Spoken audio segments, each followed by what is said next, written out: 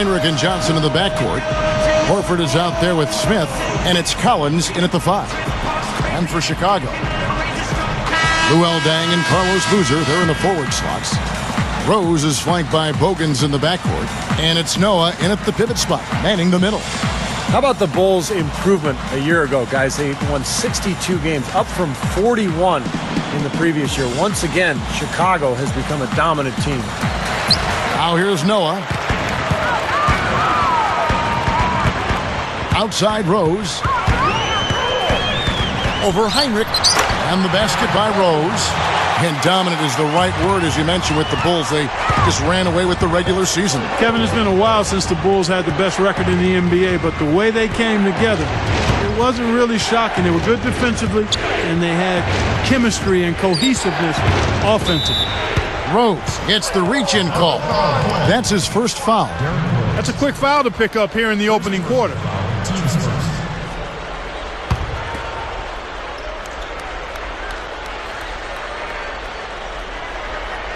Here's Horford.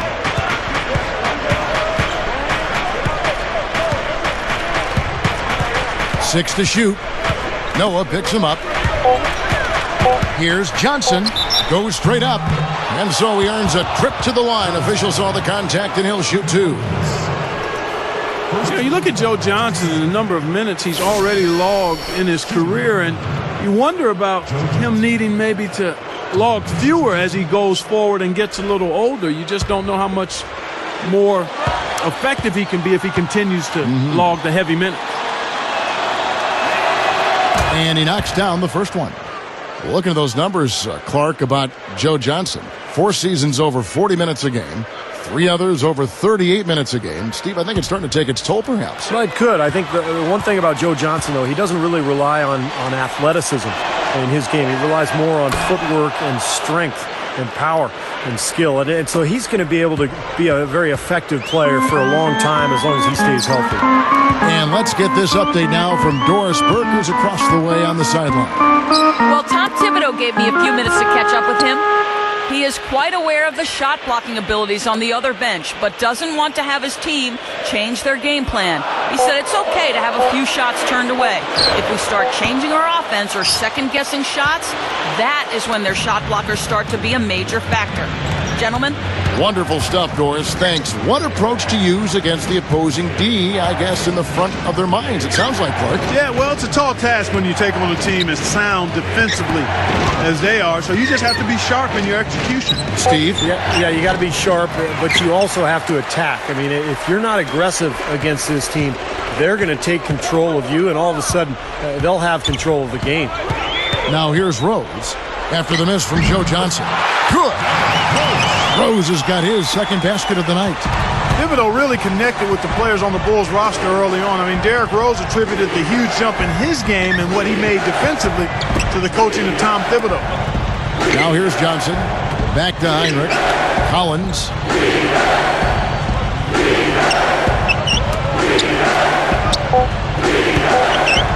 Rose against Heinrich.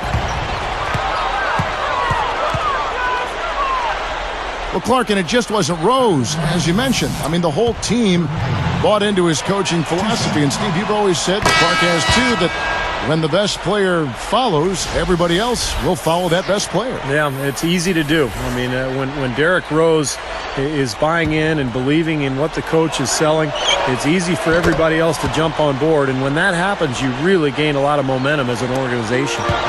Making a switch here, the Bulls. Watson's checked in.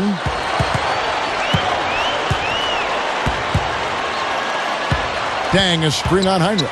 Watson kicks to Deng. Offensive rebound. Jacks up a 3. Gets it to go. Deng's got himself going with the triple, his first basket of the game.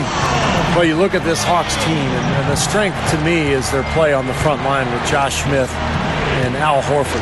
Two very strong, athletic front court players. And if those guys can rebound, then this team has a chance to be good.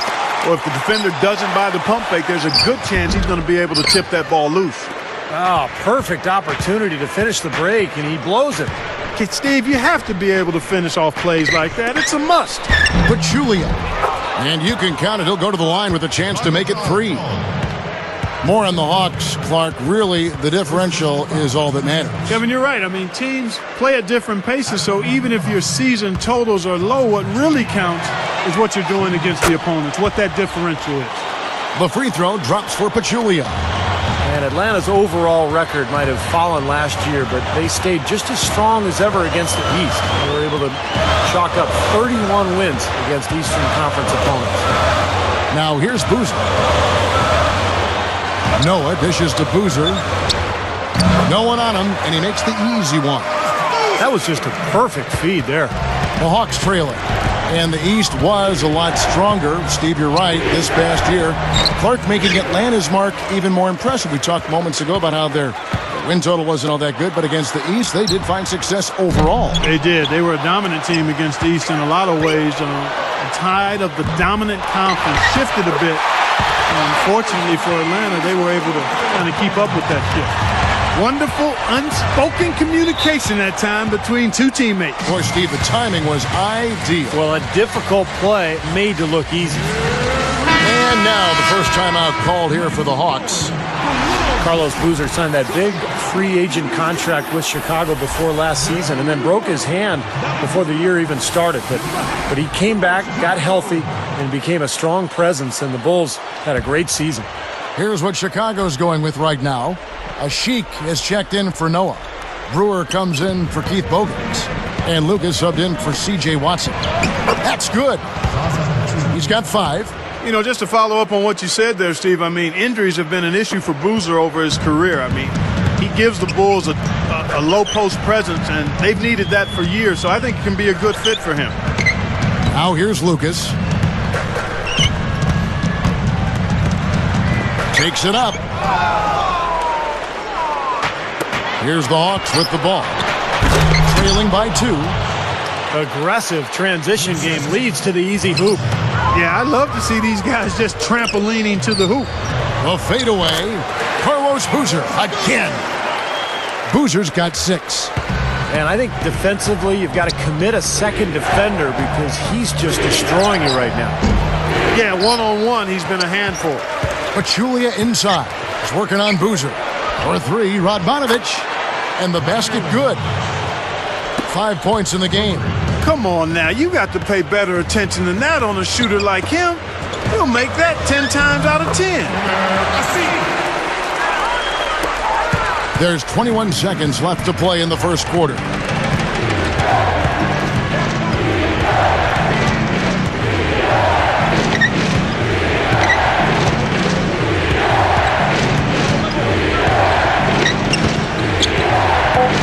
Here's Teague.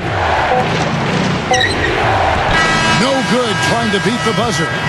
And so, both teams trading buckets as we end the first quarter. Bulls lead by 1.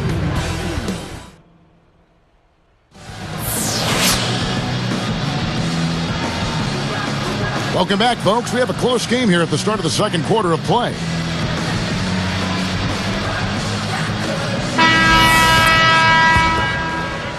Here's Heinrich. I think you knew the Bulls were geared up for a deep postseason run last year, and after their regular season, I don't think they disappointed at all.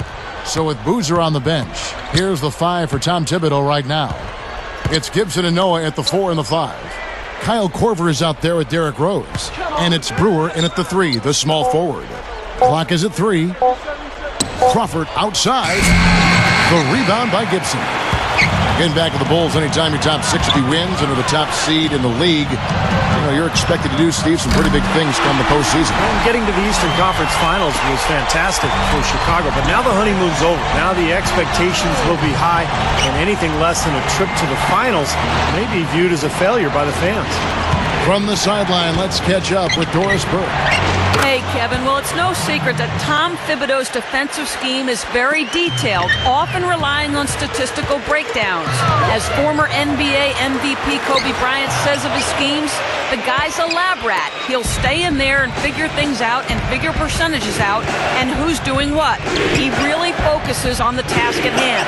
Guys, it's a proven method, that's for sure. Thank you, Doris. You can't argue with the results of Thibodeau's work ethic. No, that's for sure. And, having the success he's had as a defensive mind doesn't come by accident. And this is a guy who puts in countless hours watching film and devising schemes. Al Horford got a nice big extension from the Hawks, Kevin, going into last season, and I think he earned every penny of it. He had his best pro season yet. Here's what Chicago's going with right now. Ashik is checked in for Noah, and it's Dang in for Ronnie Brewer. And a change for the Hawks. Teague's checked in. I like that note there on Horford. Clark, he's a terrific player, deserved the money. No drastic changes either in his numbers after the big contract signed. Steve, just a steady improvement in every facet. Yeah, that's right, Kevin. The career highs in field goal percentage, free throw percentage, assists, points. I mean, he's really developed into a rock-solid power forward, kind of an old-school power forward. He just does a little bit of everything down there. Good team play there. You move the ball until you find the right shot for the right person.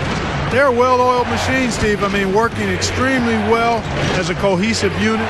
Every pass delivered on time and on target. A lot of ball movement and player movement. It's a thing of beauty. Carving them up inside there, Kevin. I mean, the defense has been vulnerable in there. Yeah, that's 3 straight field goals in the paint area. That's really good offense. Ashik the pass to Dang. There's the feed to Korver. Williams picks him up.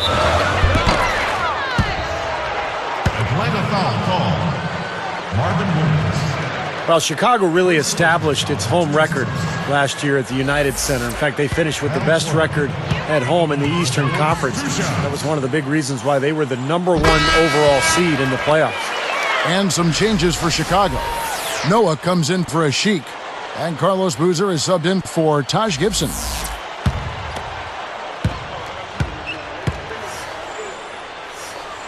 And that's good as he hits both of his shots. Here's Crawford, still looking to get on the scoreboard.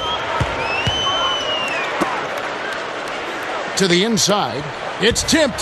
Here's Pachulia. And a nice swipe there. You could see his eyes get wide open when he saw the opportunity to take the ball. Out of bounds. And they'll keep possession.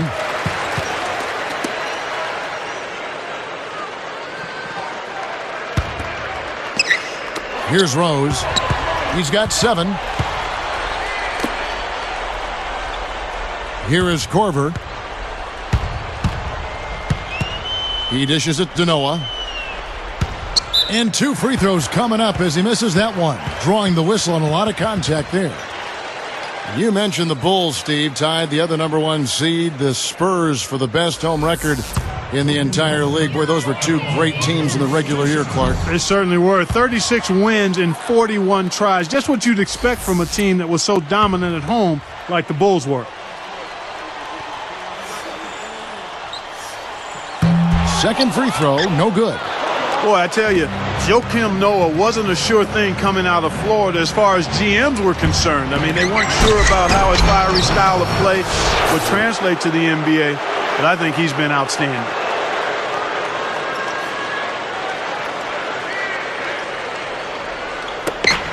We've got 1:55 left here in the second.